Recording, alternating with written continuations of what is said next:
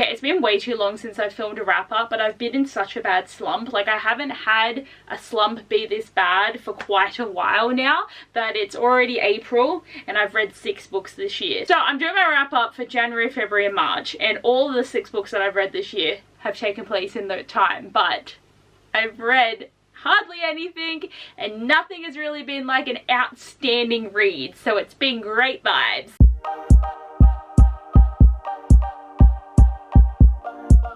So I read the most books in January and it's only 3 books, but like I was obviously feeling it, and then it's just February and March I've just been dying. So the first book I read was One Dark Throne by Ken Abbeyleec. So I actually looked at Goodreads and I started my reread of this in 2018.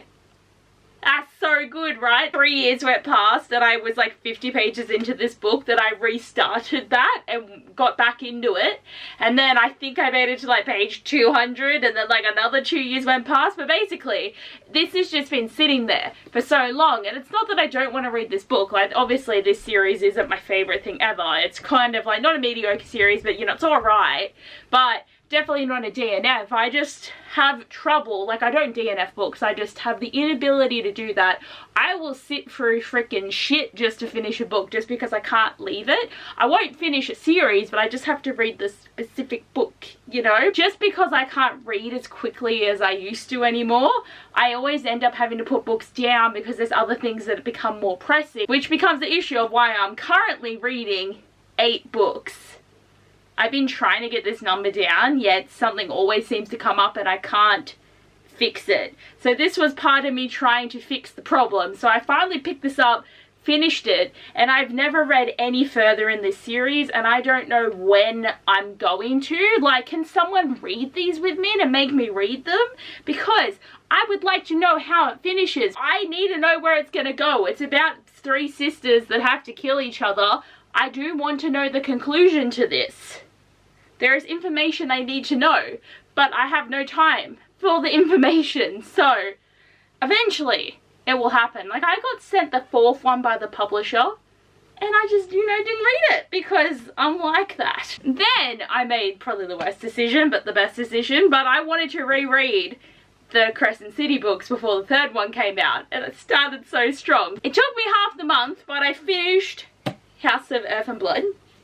I always forget the titles of everything, but I loved this. Oh, look at that. I'm always matching with my books. I do this so well, but I loved it on reread. Like, this book is one of Sarah's best. Like, the series kind of goes downhill for the rest, but this book, like, the level of just like holy shit that this book gave me, because there is so many things that just, you know, because you're following basically like a murder case, because you're trying to figure out what's happened, and you know, you've got, you know, it's been years and you've got to try and figure out what happened. I always find it very interesting when people can, you know, get the clues and get everything together, but you know, what actually is the thing that's happening is just like, whoa, and then bloody the last 200 pages are whoa. Like, there's just like those last pages, I don't think anything has ever made me be like, oh my god, so much. Like, there is obviously, like, Akamath is my favourite Sarah J Maas book, but for completely different reasons. This book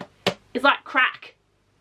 There is just so much good about it, and I just feel like Sarah just never really misses with her characters and historians and everything, but I am so glad that I did do this. It was a great time. Something that was really fun though too with the experience of rereading is I actually annotated my book. I feel so proud because I always thought annotation was like the worst thing, and not in a bad way, like, ooh, don't do it ever. Like, I see people do it and I'm like, this is great. I do it and I'm like, I hate everything, but I've been trying to do it more often, and I actually want to annotate all of my favorite books because I feel like that's a fun experience. So I'm trying to see, like, I skipped for so long and then I find nothing. But yeah, like, I was writing in here, I was doing, seriously, did I annotate anything? There's some. My god, like, do I even annotate? Like, oh, look at that, there was a lot on that pages, so something happened there. But sadly, I started House of Sky and Breath and I have yet to finish it. So I annotated House of Sky and Breath up until the point that I did not continue on, and I would like to annotate the 3rd book, but I don't want to read it again right away, maybe in a few years. But yeah, I am very happy that I'm starting to get more onto the process of annotating. It's very fun. Then the next book I read was A Lady's Formula for Love by Elizabeth Everett. So I started reading this book because I thought this author was coming to Rare. Turns out they were never coming to Rare, so I put it down. So this is again me trying to finish some of my current reads, and this was kind of really bad.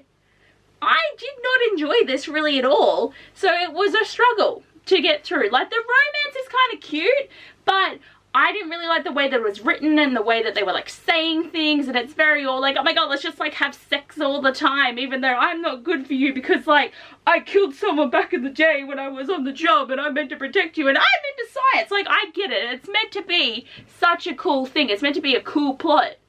But none of the characters were likable. There was literally a character that I didn't realize there was two different people because they had such a similar name. And then the main dude had a similar name. So basically at some points I had to really figure out who was who, because why have all your characters have similar names?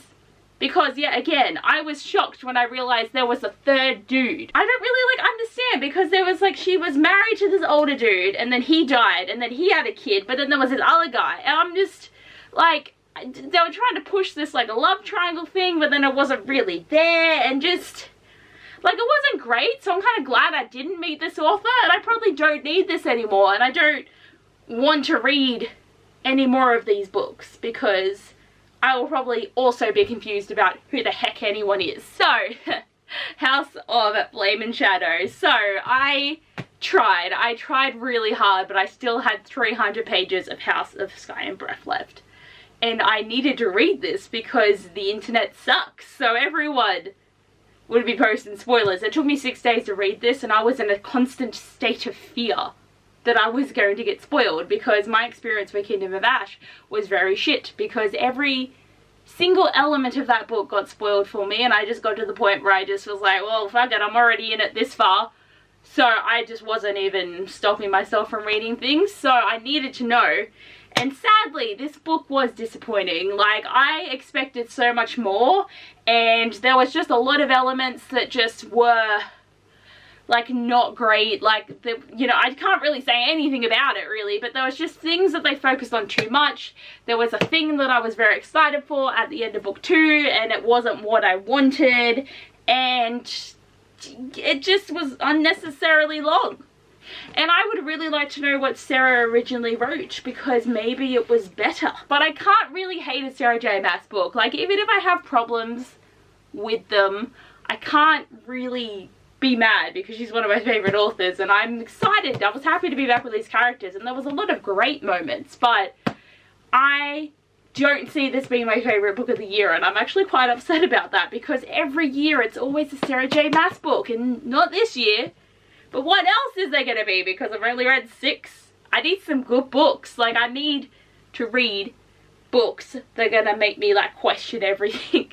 And I haven't read any yet. But I can't believe we finally got the conclusion. Feel like we've been waiting for so long. But now I just need Sarah to hurry up this process, because I need more. I need the next ACOTAR installment. I just need to know where everything's gonna go. Okay, and then I listened to Begin Again by Emma Lord. So I've been listening to this audiobook for like quite a while, because I've also been slumping with the fact that I haven't listened to an audiobook for like quite a while. Like, I just was listening to Taylor Swift in the car for 2 months.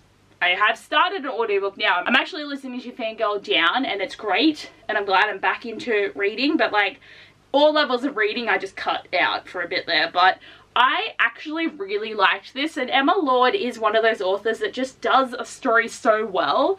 And if you haven't read any of her books, I highly recommend it, and I definitely recommend reading Tweet Cute first.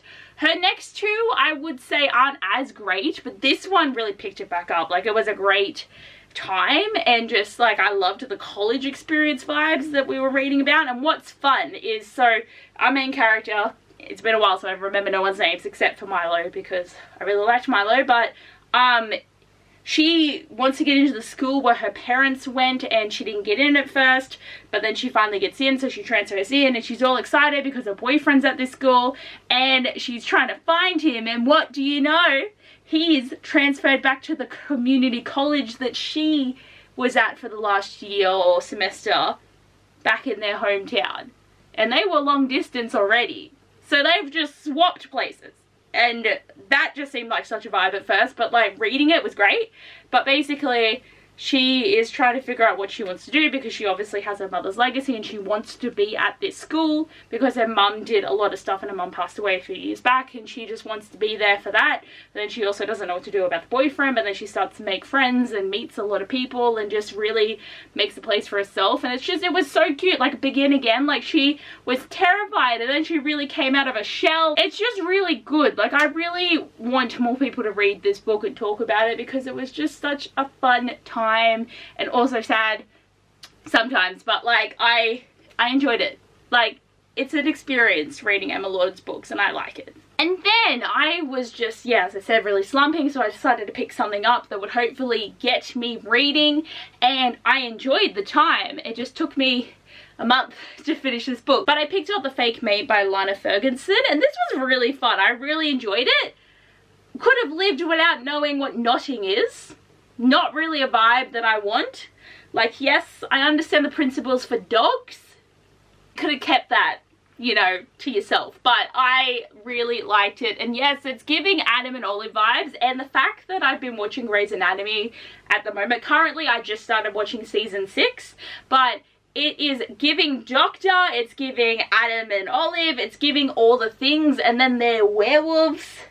It's fake dating. Like every element in this book is something that I really like. And I think I gave it 4 stars because I did really enjoy it.